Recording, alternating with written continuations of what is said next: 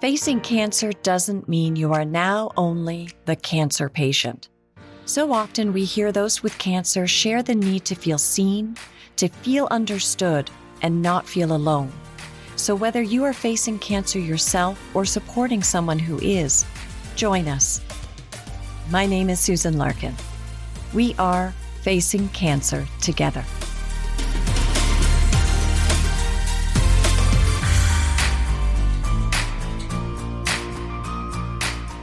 Hair loss, brittle fingernails, rashes, stomach upset, fatigue, brain fog.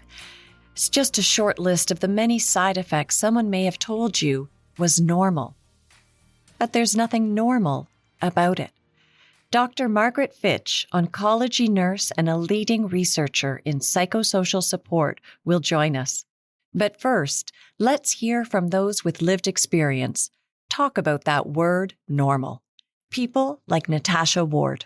Hi, I'm Natasha. I'm 48 years old. I was diagnosed at 46 with triple negative breast cancer. You know, they just give you like a booklet. You kind of go through it so you kind of know what's expected. My oncologist said, for sure you will lose your hair, for sure. So I kind of knew that, and you know that's very difficult to deal with. But I think like they don't want to like scare you with every single side effect, right? So they just kind of give you the top ones. You know, I had the headaches and the fatigue and the heartburn, the nausea, the constipation, diarrhea. But I think the extreme fatigue, like they say you'll get tired, but like it's really shocking. I was shocked at how quickly I lost strength, balance, and coordination due to the lack of exercise, because you're tired and then you're not motivated to do anything. And you know, just like towards the end, even like simple tasks like walking or getting up from the floor, like if you're laying down, petting your dog or something and trying to get up, it became challenging. Michelle Audouin. I'm Michelle. I'm a mother of 2 kids. I'm 47 years old, and back in 2017, I was diagnosed de novo with stage 4 breast cancer. It's almost like a quick dismissal of what you're going through. Like, there's this whole shift in the cancer care world to talk about precision oncology, really targeting the cancer that is within you. And these are amazing advances. But at the same time, that precision is not given to me. I'm just lumped into this box of, that's normal. That's what cancer is. But my stage and lifestyle is not the same as somebody else. So where's that precision treatment for me? Where's that human connection for me? And so I really don't like when people say that's normal. It's like, I think the answer should be, I see you, I hear you. What can we do about this? You know, what kind of supports and services do you need? And how can we get you connected to them so that you can navigate all of this? Melanie McDonough. I'm Mel. I live in Calgary, Alberta. I was diagnosed with breast cancer when I was 37 years old. I am cancer-free now. I think most people don't know a lot about cancer other than social media, including movies. So I think I based my ideas of it on movies I've watched with people that had cancer in the storyline or TV shows. So when I first got diagnosed, I was in shock because I'm young and I consider myself somewhat healthy. So I didn't feel like I was the type. I probably thought it was like a cyst or something like that. But when I did get the diagnosis, I was really scared. I thought, you know, for the next year of my life, I would probably just be hugging a toilet seat, throwing up, vomiting because of all the treatments and things that were to come, even though I didn't know exactly what that was. I just had this instant idea of cancer that was planted there from movies and TV. I don't know like anyone really close or like watch them go through it. But on a positive note, I didn't vomit. I had like waves of nausea during chemo. So I expected the worst, and then it was better than that for chemo. Surgery is always kind of scary to go under and all that. That went well too, all things considered. And it was COVID. So they said, we may not be able to do the reconstruction because it's not essential, but they were able to do it. So that's another positive. And then radiation is what got me, because going along, all the doctors and healthcare people, they were very wonderful. But they said, once you're through chemo and the surgery, the radiation's like you're out of the woods, and radiation is all right. It's not so bad. But I think I had that idea in my head from them saying that. And then radiation was really hard. And my skin, I guess I call it burned, but to the point where it was black. I have black hair, black like my hair, and in my armpits and everything, like my skin was peeling a bit. I didn't expect that. I expected that part to be like, okay, I did the chemo, which was hard, the surgery, which was tough, and then this part should be easy. So that part surprised me, and that was probably the hardest part for me, because then I was told to expect that's the easiest part, if that makes sense. Jules Wish. My name is Jules Wish. I was diagnosed at age 37 in October of 2021 with stage 4 cholangiocarcinoma, which is a cancer of the bile duct. In the end, your doctors are great. They can tell you everything how to feel, but they actually don't know either because they don't have cancer. So it's just even a doctor that can say to you, oh, you're going to feel this way, or, oh, you'll be totally fine. It's well, no, you're not totally. For example, when I got my biopsy, when I was first diagnosed, I had a biopsy on my liver, and they were kind of okay, you can't drive today, and just, don't, no heavy lifting for the next 24 hours. And I just thought it was going to be this little procedure, everything's totally, it was horrific. I was in so much pain. I was ready to go to emerge. And I was just this was so bad. But I'm probably because they just know what they think they know. They tell you, oh, this is sort of how we think that you feel. But then, if someone was to ask me oh, I'm going to have a biopsy, I'd be okay, prep yourself. It's going to be a longer period to recover than they say, because, in the end, they actually have not been through it themselves. So it's I would much rather talk to a person that has actually gone through it and can give me tangible, realistic feedback rather than someone that's you should feel totally fine, but you don't.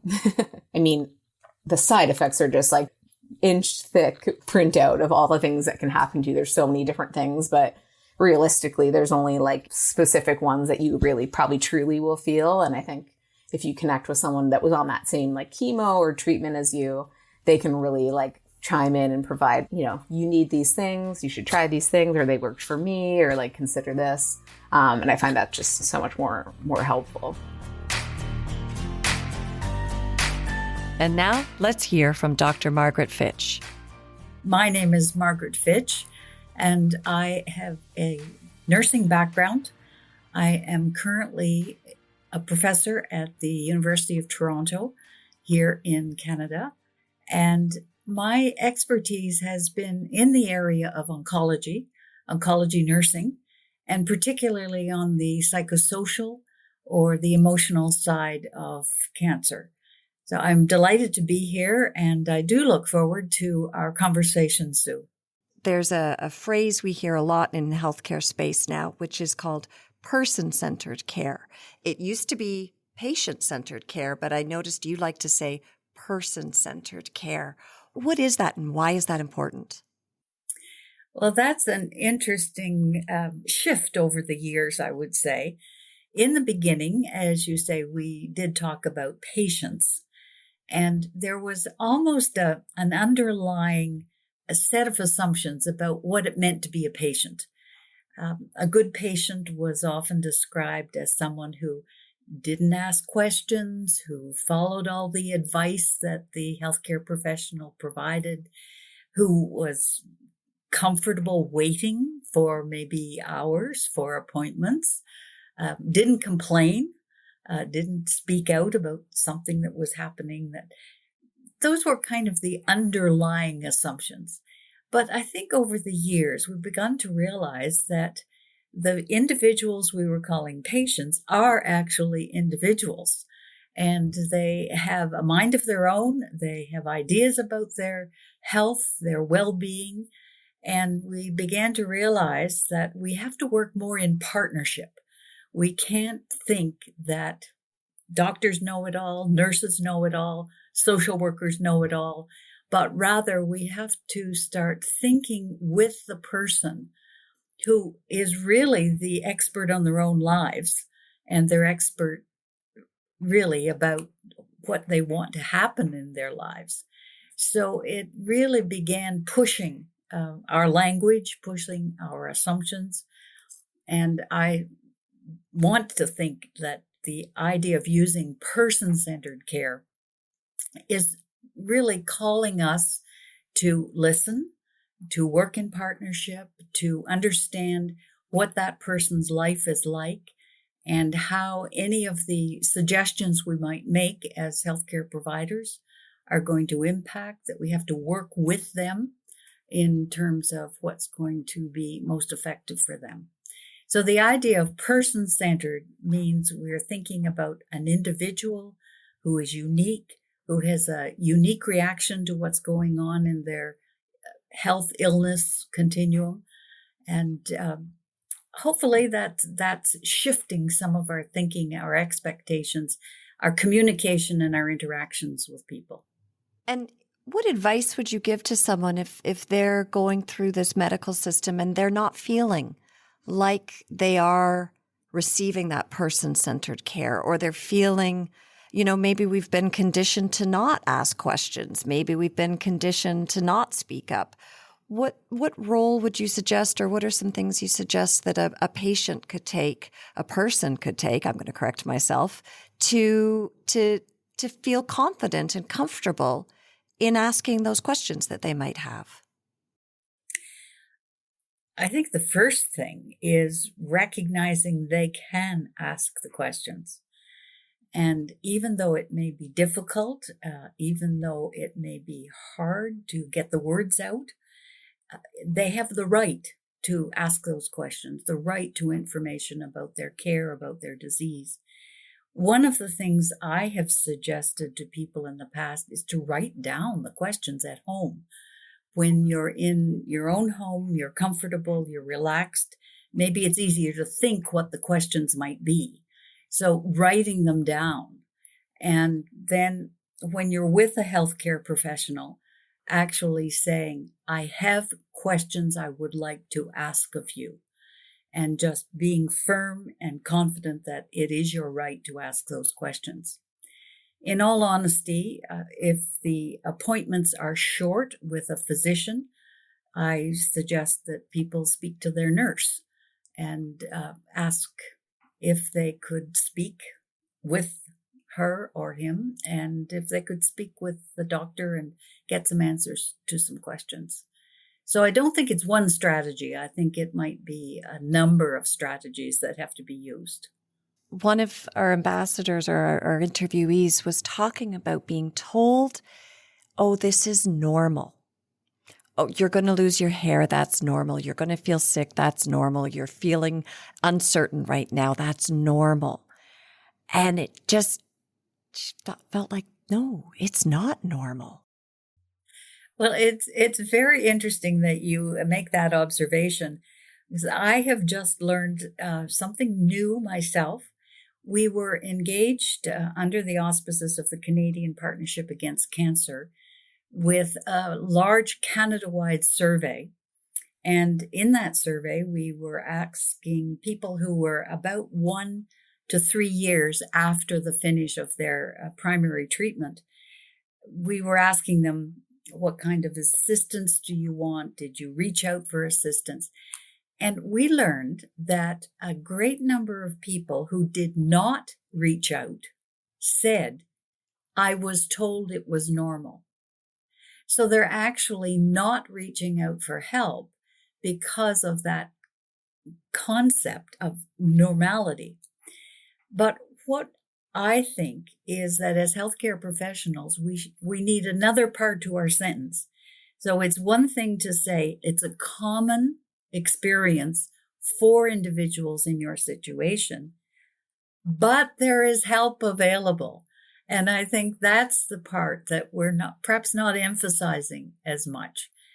The experience is new. It's unique to the individual. You don't have to go through this and feel isolated and feel alone. The idea that there is help available is the part we need to emphasize and help people understand the range of services or agencies that are available and how they may have benefited other people. We have to realize that everyone is going to benefit from their own programs, their own strategies in different ways. So we have to make sure that we give them the option of knowing what's available and then allow some choice. It may be that people want to try one thing. They may be encouraged to go to a group, but they find they don't like the group. They'd much prefer a one-on-one kind of interaction. So I think we need to move beyond saying it's normal. We need to add the information about what is available, how it has benefited other people, and then the choice for people to be able to engage in what makes sense to them. Often we say cancer as if it's one disease, and it isn't. It's so many different diseases. And I find even then, if someone's had a cancer experience and they're going to empathize with someone who says, oh, I'm diagnosed as well, it's too completely, like it could be night and day what the treatment is and the type of cancer. And yet we've put it all under one umbrella of cancer. Right. The idea that cancer as a term is an umbrella term is important for us to realize. It's really over 200 different diseases. And as you said, those different diseases are diagnosed, treated, and have an impact in different ways. So that if one is being treated for breast cancer, that's going to be different in terms of its impact on your daily living and your side effects than if you're being treated for cancer of the brain. And the idea of experiencing side effects is very much linked to the type of treatment that you're actually given. And when I think of treatment for cancer, basically I think of surgery, chemotherapy, and radiation. Those are the stalwart treatments that we have. And with surgery, then one can have issues with a wound afterwards. There is fatigue that follows surgery. It takes time to get back on your feet and regain your mobility. With chemotherapy, there are many different kinds of chemotherapies, and they will have different impacts. Radiation. I think it's important to think that surgery and radiation are actually what we call local treatments. So they are directed toward the site of the tumor itself, where chemotherapy we call systemic treatment. And in that regard, it goes throughout the whole body. And we give chemotherapy as a primary treatment for some cancers, like a blood cancer that exists throughout the whole body.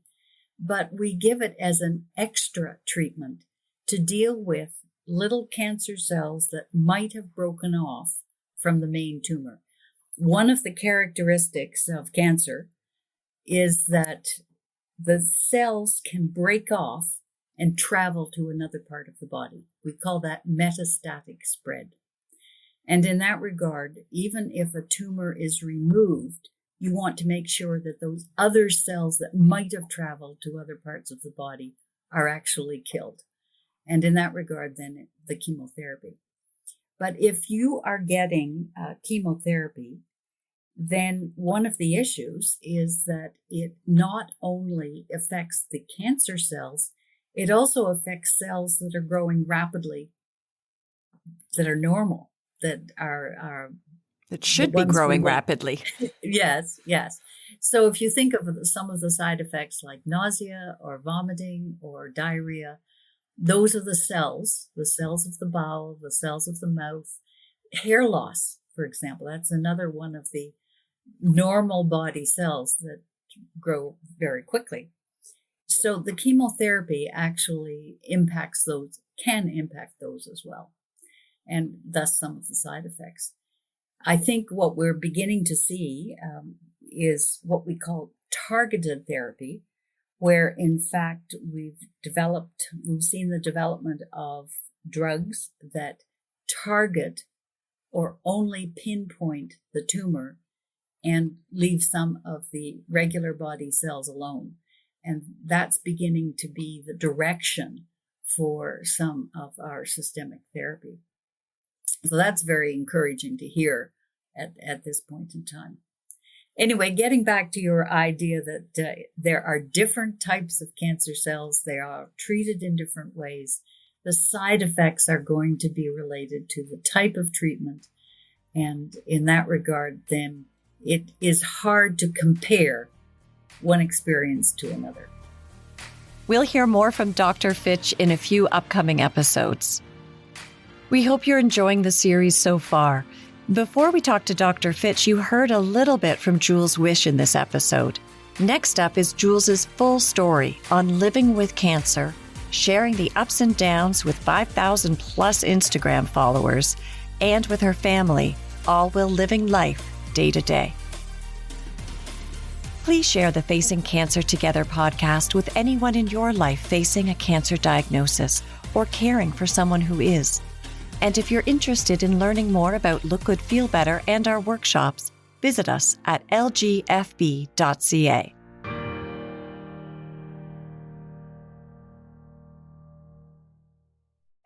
This is Story Studio Network.